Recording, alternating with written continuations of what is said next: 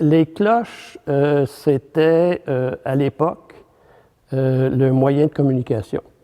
Et les cloches servaient également pour marquer le temps ou certains événements.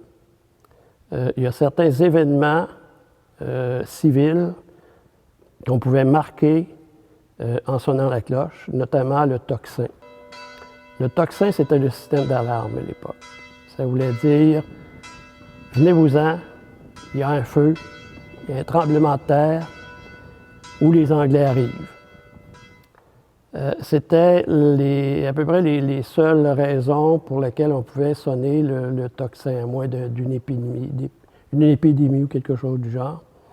Après ça, les cloches servaient à marquer le temps, parce qu'on n'avait pas de montre à l'époque.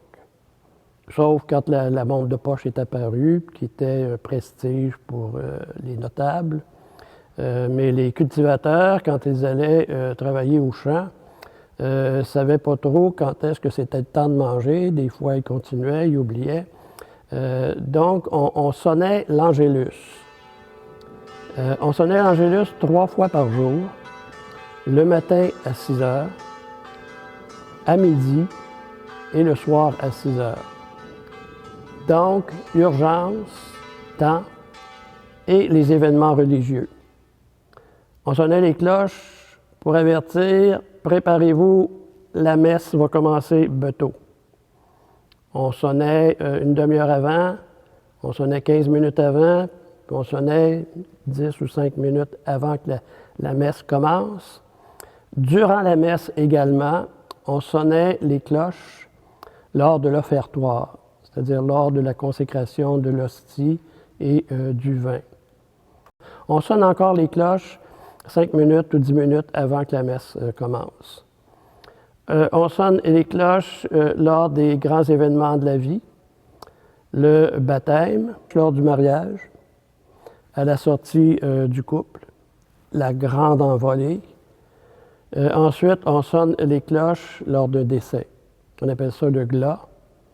On le sonnait autrefois le plus tôt possible après la mort de quelqu'un, pour annoncer que la personne était décédée. Et on le sonnait ensuite de ça lorsque le corps entrait dans l'église.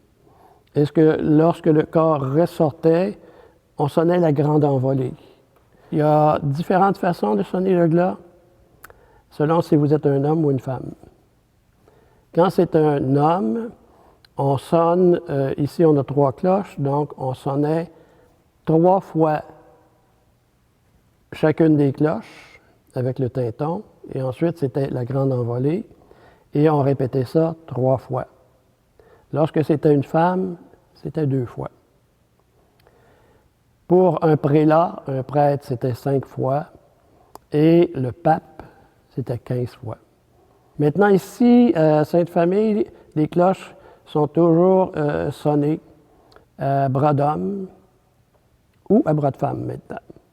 On a commencé quelque chose qui est intéressant ici, que les familles apprécient, c'est que lors du décès d'une personne, on demande à la famille de venir sonner le glas. Et on les implique et les gens aiment ça, ça fait partie du deuil. La même chose lors du mariage. On va chercher des jeunes gens, puis là on lui dit « Toi, tu vas sonner cette cloche-là, toi, cette cloche-là, on va te montrer comment. » Et puis, il adore ça.